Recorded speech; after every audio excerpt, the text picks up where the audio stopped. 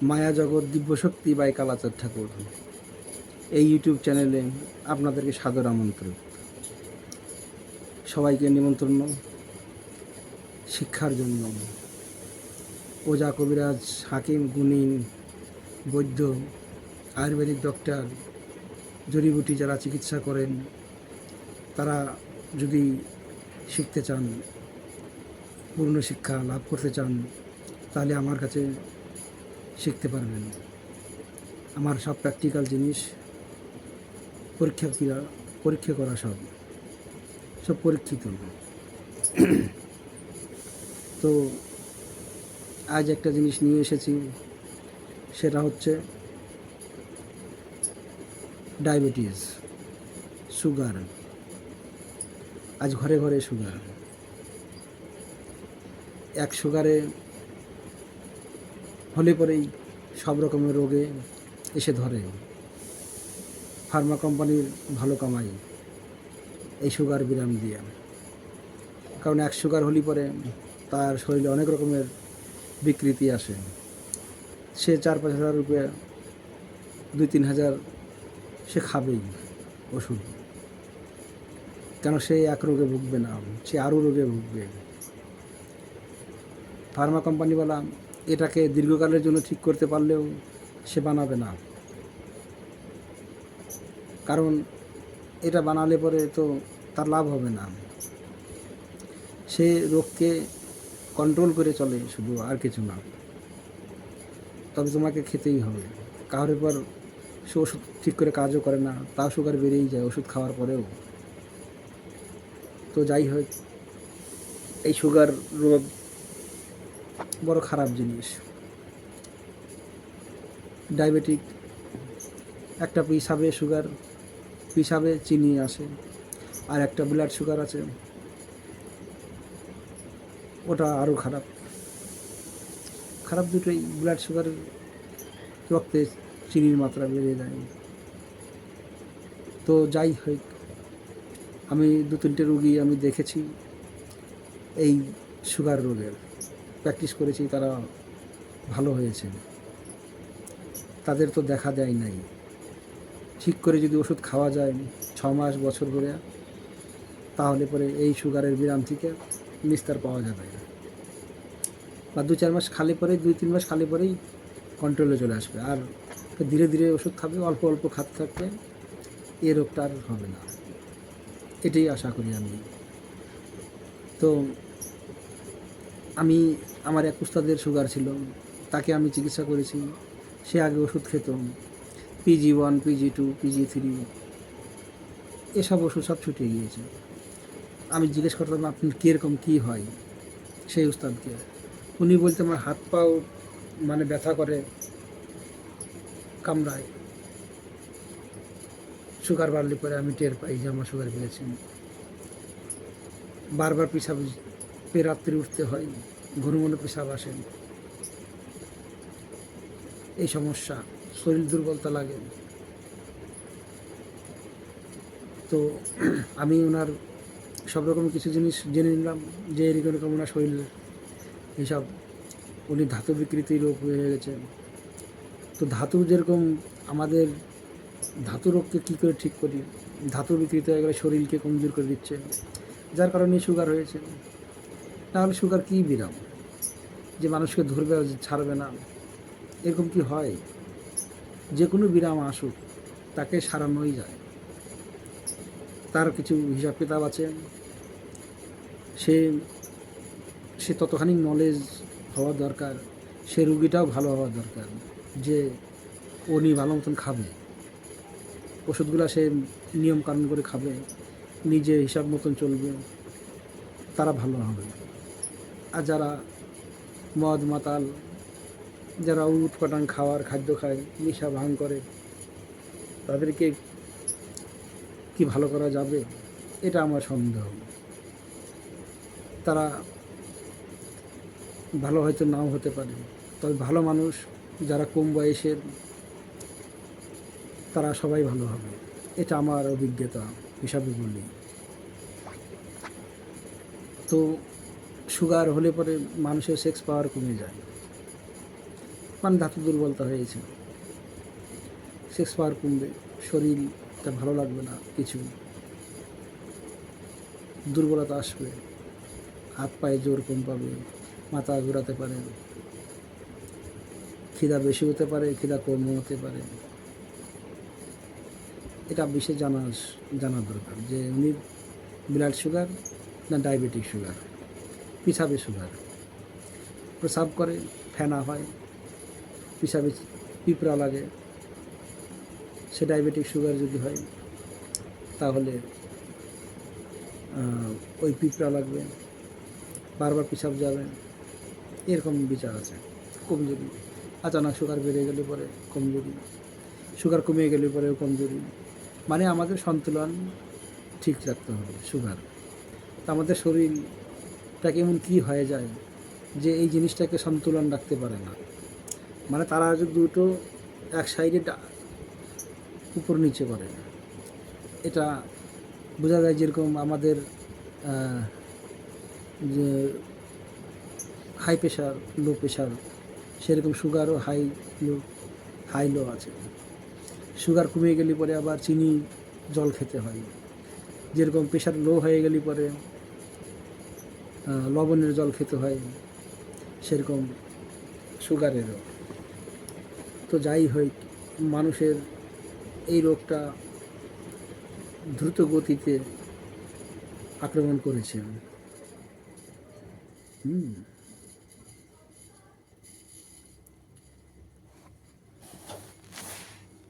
সে দ্রুত গতিতে আক্রমণ করেছে বা করছে। তো সেটা আমাদের কি করে ঠিক করি? আমাদের শরীরকে দুবার আবার সেই পাওয়ার নিয়ে আসতে হবে, সে রোগের সাথে লড়তে পারে। আমাদের শরীরের সে বিচারধারাগুলো দেখতে হবে, কীরকম করে কী ঠিক করতে হবে। সেরকম কিছু ওষুধ আছে, কিছু ওষুধ তৈরি করতে হবে, সেগুলো খেলে পরে কিন্তু সে আশা করা যেতে পারে যে ভালো হবে। এসে সুগার, আমি মানি সুগার কোনো বড় বিরাম না, এটা আমার লাগে যে সুগারটা বেশি বড় বিরাম না, অথচ এটাকে বড় বানানো হয় সেই এলোপ্যাথি ওষুধ খেয়ে খেয়ে। এলোপ্যাথি খেলে পরেই সে তার আদি হয়ে যায়, PG1 থেকে PG2 PG3 চলে যায়। ওষুধের পাওয়ার বাড়াতে হয়, রোজ খাও, এই একটা তাল লেগে থাকে। তারপরে তার সাইড ইফেক্ট আছে। এলোপ্যাথি ওষুধ অতিরিক্ত খালি পরে সাইড ইফেক্ট হয়। আমার ওষুধে কোনো সাইড ইফেক্ট নেই, আমার ওরকম ওষুধ না, আমার এলোপ্যাথি না। আমি আয়ুর্বেদিক ওষুধ দিয়ে থাকি। কিছু ওষুধের হিসাব কিতাব আছে, রক্ত পরিষ্কার করি যাতে রক্তগুলো পরিষ্কার থাকে। আমাদের লিভার ফাংশনটা ঠিক করে কাজ করে, লিভার, কিডনি এরা যদি ঠিক করে কাজ করে তো সুগার কেন হবে? আমাদের তিল্লি আছে, বাও সাইডে এই জায়গাটা তিল্লিটা আছে, পেনক্রিয়াস, সেটা যাতে ভালো মতন কাজ করে, আমাদের পাচন শক্তিটা যাতে ভালো মতন কাজ করে, সেইগুলো একটা ফর্মুলা তৈরি করতে হয় যে এরকমভাবে রুগী খাবে, রুগী ভালো থাকবে। যাবেই এই রোগটা। সুগার কোনো একটা ধাতুগত রোগ, কমজোরি, এটাই আমি ভাবি। তো যাই হোক, যারা সুগারে ভুগছেন তারা আমার সাথে কন্ট্যাক্ট করতে পারবেন। আপনাদের কম বয়সের লোকের, 40-50 বছর পর্যন্ত লোকের তো কোনো ব্যাপারই না, এরা ভালো হবে। অতিরিক্ত বুড়া মানুষ, কমজোর, দুর্বলতা, তারাও হবে আশা করা যায়, লেকিন তাদের হিসাব মতন সেরকম ওষুধ খাওয়ালে পরে, সে ধৈর্য ধরে খেলে পরে সে ভালো হবে। তো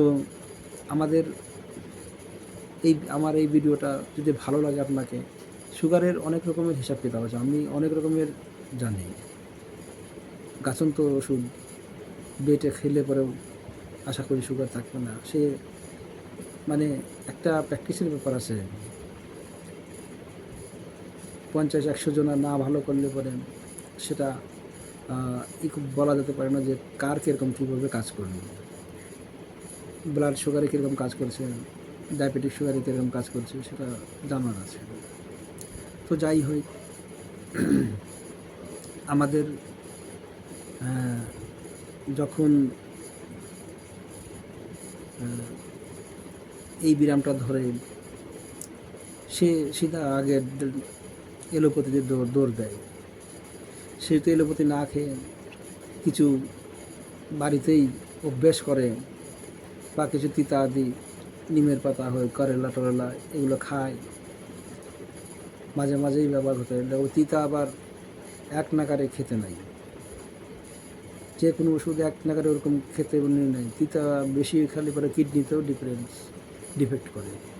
আমি দেখেছি ইউটিউবে অনেকজনা অতিরিক্ত মাত্রায় ওষুধ বলে খায় আয়ুর্বেদিকে, মাথা ঘুরে যায় আমার। যেসব খেয়ে খেয়ে বলে আমার কিডনি খারাপ হয়েছে, আমার এটা খারাপ হয়েছে, ওটা খারাপ হয়েছে। আয়ুর্বেদ ডক্টর আমি দেখেছি তারাও এরকম বলছে যে এতটা পরিমাণে খাবা, 1 চামচ করে খাবা। 1 চামচ ওষুধ অনেক হয়, আমার দরকার কম, আমি 1 চামচ খাচ্ছি। আবার অনেকজনা দেখে যে বেশি করে কাম করে 2 চামচও খাচ্ছে। এরকমও তো মানসিকতার রোগ আছে। ওষুধের দৈবিকতা বোঝার দরকার। সবসময় অতিরিক্ত ওষুধ খাওয়া চলবে না। এটা আমার শিষ্যদের যখন আমি এটা বলবো, ভেঙে বলবো এটা কেন এরকম বলছি, আমি আমার হিসাবের সাথে আয়ুর্বেদিকের যে যারা চিকিৎসক আছে অনেক, আমি তাদের সাথে সহমত না। আমি গাছ কিন্তু দৈবিক, এরা দৈবিকভাবে কাজ করে।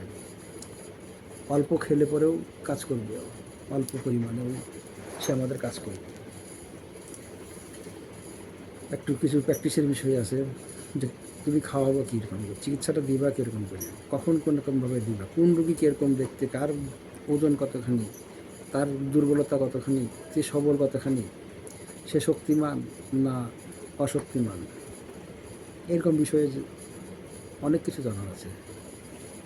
আমাদের অভিজ্ঞতা, আমরা মানুষকে দেখলে পরেই আমাদের দিমাগে আগে নানান রকমের জিনিস এক জায়গায় হয়ে দাঁড়িয়ে যায়। তা আমরা সেটা বেছে নিই যে এটা দিয়ে লাগাতে হবে। তো যাই হোক, আপনাদের যদি শিক্ষার ইচ্ছা থাকে তো শিখতে পারবেন আমার কাছ থেকে নানান ধরনের চিকিৎসা।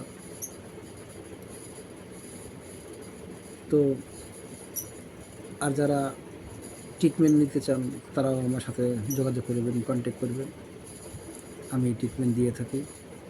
তারা আসবেন, ভালো হবে আশা করি। আমি নিরাশ হবেন না। 100 আমি বলি না, তাও ঠিক হওয়ার দায়িত্ব আপনাদেরও আছে। কী জন্য আপনি মুখ মারতে পারবেন না, যেটা মানা করবে সেটাই খাবেন, এটা আমাদের শরীরের একটা দোষ। কী জন্য আমাদের লগ্নগতি যদি খারাপ পজিশনে থাকে তা আমরা নিজেই নিজের শত্রু হই। আমাদের লগ্নেই আমাদের মনে করো গলদ দিশাতে নিয়ে যায়। তখন ওষুধ, ভালো ওষুধও যদি দেয় সে কাজ করতে দিবে না, সে অন্য কিছু খাওয়াইয়ে দিবে, নিজে শরীর নিজে ড্যামেজ করে দিবে। এটা লগ্নপতির বলাবল হিসাবে সে কীরকম আছে, অষ্টমী আছে না ষষ্ঠে আছে না কোথায় আছে, তার দশায় অন্তর্দশা চলছে কি না, কীরকম কী, কার সাথে আছে, কে দেখছে, এরকম বিষয়ে অনেক কিছু আছে। এটা জ্যোতিষের বিষয়। জ্যোতিষবিদ্যা, আয়ুর্বেদ বিদ্যা একদম সত্য বিদ্যা। এইগুলো যে না জানিছে আয়ুর্বেদ চিকিৎসা আবার জ্যোতিষ, সে এখনও মায়ের গর্ভে। এটা আমার ব্যক্তিগত ব্যাপার, আমি কাউকে বলবো না। সে জগৎকে বুঝতে পারবে না।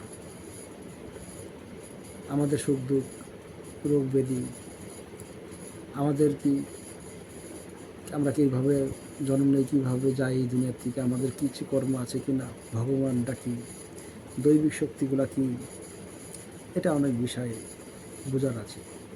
প্রকৃতিকে না জানলে পরে কেউ বুঝতে পারবে না, নিজেকে জানতে পারবে না। প্রকৃতিকে জানার দরকার। জ্যোতিষবিদ্যা একদম সত্য, তবে জ্যোতিষীর শিক্ষার উপরে অনুভব করে যে তার সে কখনোই শিখতে পারে যে আমরা শিখতে শিখতে বুড়া হয়ে যাই, শিক্ষার শেষ নেই। তবে অনেক মাত্রায় ধরে ফেলা যায় যে এই জিনিসটায় দোষ আছে, এই দোষগুলো ঠিক করতে হবে। সুগারের বিরাম হয়েছে কেন, অনেক কিছু বিষয়, এরও কিছু, কেউ শুক্রের দিকে ধরে, কেউ চন্দ্রের দিকে ধরে, কেউ বৃহস্পতির দিকে ধরে, এরকম আলাদা আলাদা মত আছে যে এরা এদের রোগ। আমার হিসাব আলাদা। আমি যখন জ্যোতিষের বিষয়ে বলবো, আমি সে সময় জ্যোতিষ শুনতে পারবেন আমার মুখে।